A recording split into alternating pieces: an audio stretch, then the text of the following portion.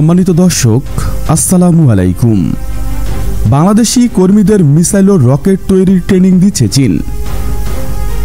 ৪৭ ধরনের সম্পূর্ণ নতুন অস্ত্র প্রকাশ্যে আনল চীন। মোটর শেল বাংলাদেশ সেনাবাহিনীর জন্য গেম চেঞ্জার। দর্শক, শুনলেন সংবাদ শিরোনাম। বিস্তারিত জানতে আমাদের ভিডিওর সঙ্গেই থাকুন। বাংলাদেশি কর্মীদের মিসাইল ও রকেট তৈরির ট্রেনিং দিচ্ছে চীন। বাংলাদেশ সাম্প্রতিক রাজনৈতিক পট পরিবর্তনের মুখে চীন ঘোষণা করেছিলেন চীনের সাথে বাংলাদেশের কৌশলগত সহযোগিতা অব্যাহত থাকবে। ফলে সাম্প্রতিক সময়ে বেশ কিছু সমরাষ্ট্রের ট্রান্সফার অব টেকনোলজি বা টবেডো পেয়েছে বাংলাদেশ। এই ধারাবাহিকতায় চীনের সমরাষ্ট্র প্রস্তুতকারী প্রতিষ্ঠান নরিনকো বাংলাদেশকে PF-98 এন্টি ট্যাঙ্ক রকেট সিস্টেমের প্রযুক্তি হস্তান্তর করেছে। চট্টগ্রামে বাংলাদেশের সমরাষ্ট্র কারখানার দ্বিতীয় শাখায় 2026 সাল নাগাদ এই এন্টি ট্যাঙ্ক ওয়েপনের প্রোডাকশন লাইন চালু হবে, যার সক্ষমতা থাকবে প্রতি বছরে 200 unit PF-98 anti tank weapon উৎপাদন। PF-98কে এর কার্যকারিতার জন্য কুইন বি নামেও ডাকা হয়।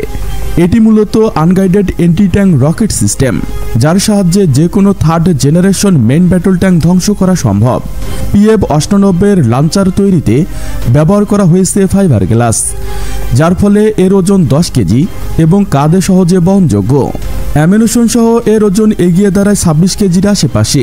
এছাড়াও বাংলাদেশ সেনাবাহিনীকে ইতিমধ্যে FN-6 এবং QB-4 এ ম্যানপ্যাড এ কাঁধে বহনযোগ্য বিমান বিধ্বংসী মিসাইলের প্রযুক্তি হস্তান্তর করেছে চীন। প্রযুক্তি হস্তান্তর এবং প্রোডাকশন লাইনের সহায়তায় চীন বাংলাদেশ অর্ডিন্যান্স ফ্যাক্টরির প্রায় 200 জন কর্মীকে PLA স্ট্যান্ডার্ড অনুযায়ী অনসাইট ট্রেনিং দিচ্ছে। FN-16 বাংলাদেশ আর্ম ফোর্সেস ব্যবহৃত অন্যতম প্রধান ম্যানপ্যাড সিস্টেম। এটি একটি third generation passive infrared homing MANPAD. Chinese সেনাবাহিনীর হাতে থাকা ম্যানপ্যাড সিস্টেমগুলোর মধ্যে সবচেয়ে লেটেস্ট মাল এগুলো। QW-8 এ হচ্ছে বাংলাদেশ সেনাবাহিনী এবং নৌবাহিনীর ব্যবহৃত একটি অত্যাধুনিক চতুর্থ প্রজন্মের ম্যানপ্যাড এয়ার ডিফেন্স সিস্টেম। এটি 30 মিটার থেকে 5 কিলোমিটার উচ্চতা টার্গেটকে ধ্বংস করতে সক্ষম। যুদ্ধকালীন সময়ে সিস্টেমটি ম্যানপ্যাডস বহু ইন্টারন্যাশনাল প্লেয়ারদের বেজ্জতি করেছে। এদিকে 47 ধরনের সম্পূর্ণ নতুন অস্ত্র প্রকাশ্যে আনল চীন।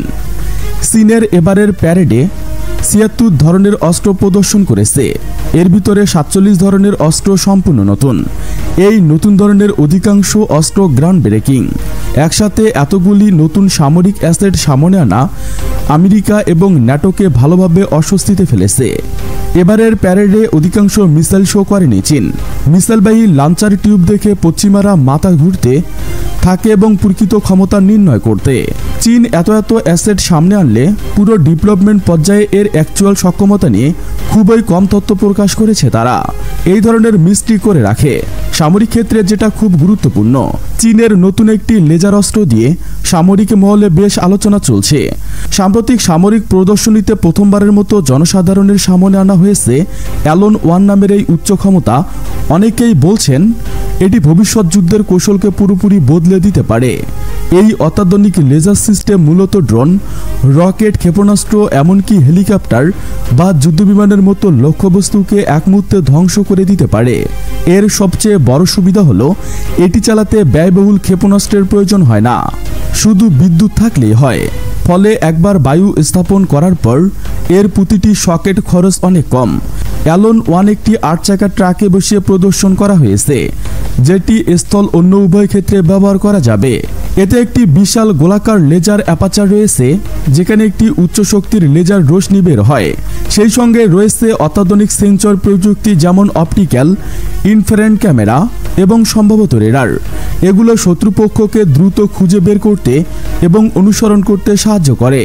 এই লেজার শুধু লক্ষ্যবস্তুই ধ্বংস করে না, শত্রুর সেন্সর বা গাইডিং সিস্টেম কেও অকেজো করে দিতে পারে। সামরিক কুশলবিদরা মনে করছেন অ্যালন অস্ত্রের মাধ্যমে চীন সম্ভবত এক নতুন ফোটন যুগ বা অপটিক্যাল অস্ত্রের যুগে প্রবেশ করেছে। এটি চীনের সামরিক শক্তিকে আরও বাড়িয়ে তুলতে এবং বিশেষ করে ইন্দো প্যাসিফিক অঞ্চলে যুক্তরাষ্ট্রের প্রযুক্তিগত আধিপত্যকে চ্যালেঞ্জ জানাতে একটি গুরুত্বপূর্ণ ভূমিকা রাখবে বলে ধারণা করা হয়।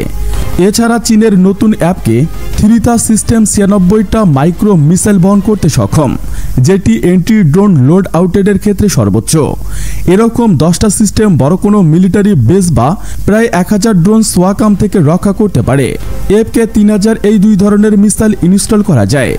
বড় সাইজের এয়ার ডিফেন্স মিসাইল, এয়ারক্রাফট ইন্টারসেপ্টের জন্য আরও ছোট মাইক্রোফোন মিসাইল ড্রোন বা ক্লাস্টার টার্গেট ইন্টারসেপ্টনের জন্য, অর্থাৎ FK-3000 একটি মাল্টিপারপাস ডিফেন্স সিস্টেম যেটা বর্তমানে লো কস্ট অফিডিং ওয়েপন্স থেকে গুরুত্বপূর্ণ সম্পদ রক্ষায় বেশ কার্যকরী ভূমিকা রাখতে পারবে।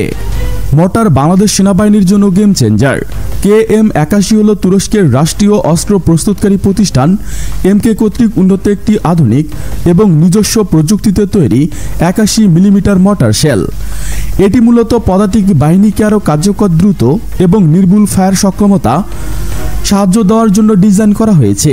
এই মর্টারের সবচেয়ে গুরুত্বপূর্ণ দিক হল এর ইলেকট্রিক ফায়ার কন্ট্রোল সিস্টেম। এতে একটি কম্পিউটার, GPS এবং ইনিশিয়াল ন্যাভিগেশন সিস্টেম UNS সংযুক্ত থাকে, ফলে এটি স্বয়ংক্রিয়ভাবে মডেলের অবস্থান নির্ধারণ করতে পারে, লক্ষ্যবস্তুর স্থানাঙ্ক গ্রহণ করে এবং বায়ুমণ্ডলীয় অবস্থা হিসাব করে নিক্ষেপণ কোণ এবং বিস্ফোরণের পরিমাণ ঠিক করে। এর ফলে প্রথম রাউন্ড থেকে টার্গেট ধ্বংস করার সম্ভাবনা অনেক বেড়ে যায়। সিস্টেমটির ওজন মাত্র 39 কেজি, যা 3 জনের একটি দল সহজেই বহন করতে পারে। এটি সর্বোচ্চ 6500 মিটার, প্রায় 4 কিলোমিটার বা 5 মাইল পর্যন্ত লক্ষ্যবস্তুতে আঘাত হানতে সক্ষম। পাশাপাশি এতে দ্রুত নিক্ষেপ করে দ্রুত সরে যাওয়ার ক্ষমতা রয়েছে, যা আধুনিক যুদ্ধক্ষেত্রে অত্যন্ত প্রয়োজনীয়। বাংলাদেশের প্রেক্ষাপট বিবেচনায় টাইপ 87 এবং 82 মিলিমিটার মর্টারের একটি যোগ্য প্রতিস্থাপন এটি।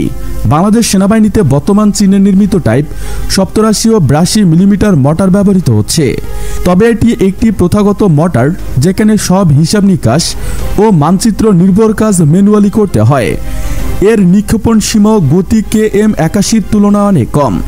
অপরদিকে KM-81 মর্টারটি ডিজিটাল ফায়ার কন্ট্রোল, দীর্ঘ পাল্লা এবং অধিক নির্ভুলতার মাধ্যমে টাইপ 87 তুলনায় অনেক উন্নত, ফলে এটি বাংলাদেশ সেনাবাহিনীর জন্য একটি অত্যন্ত শক্তিশালী ও উপযুক্ত প্রতিস্থাপন করতে পারে। KM-81 নকশা ও প্রযুক্তি বাংলাদেশের জন্য একটি দারুণ উদাহরণ হতে পারে। 81 মিলিমিটার মর্টার একটি পরিপক্ক ও সহজে ব্যবস্থাপনাযোগ্য ক্যাপিবাল বা বাংলাদেশ সহজেই গ্রহণ করতে পারে। বর্তমানে বাংলাদেশ মেশিন টুলস ফ্যাক্টরি বিভিন্ন সামরিক সরঞ্জাম স্থায়ীভাবে উৎপাদন করছে, যেখানে KM-4 টনের মতো সিস্টেমের প্রযুক্তি হস্তান্তর বা লাইসেন্সের মাধ্যমে স্থানীয় উৎপাদন বাংলাদেশে সম্ভব। এটি শুধু দেশের সামরিক স্বনির্ভরতা বাড়াবে না, বরং দীর্ঘমেয়াদে প্রতিরক্ষা শিল্পায়নকে সুদৃঢ় করবে।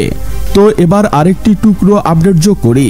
চীনের সমরাস্ত্র নির্মাণকারী প্রতিষ্ঠান তাদের অত্যাধুনিক QBZ-191 অ্যাসল্ট রাইফেল বাংলাদেশ ট্রায়ালের জন্য নিয়ে এসেছে। QBZ-191 NATO 5.56 E45mm round fire করতে পারে। এটি রাফায়েলটির অন্য একটি ভেরিয়েন্ট 7.6 39mm রাউন্ড ফায়ার করে। কিউবিস নাম রাইফেলটি 2019-এ চীনের পিপলস লিবারেশন আর্মি সার্ভিসে এসেছে। এটি বর্তমানে চীনের সেনাবাহিনীর স্ট্যান্ডার্ড ইস্যুকৃত অ্যাসল্ট রাইফেল। সুপ্রিয় বন্ধুরা, ভিডিওটি ভালো লাগলে একটি লাইক দিয়ে চ্যানেলটি সাবস্ক্রাইব করে আমাদের পাশেই থাকুন। Thanks for watching my video. আল্লাহ হাফেজ।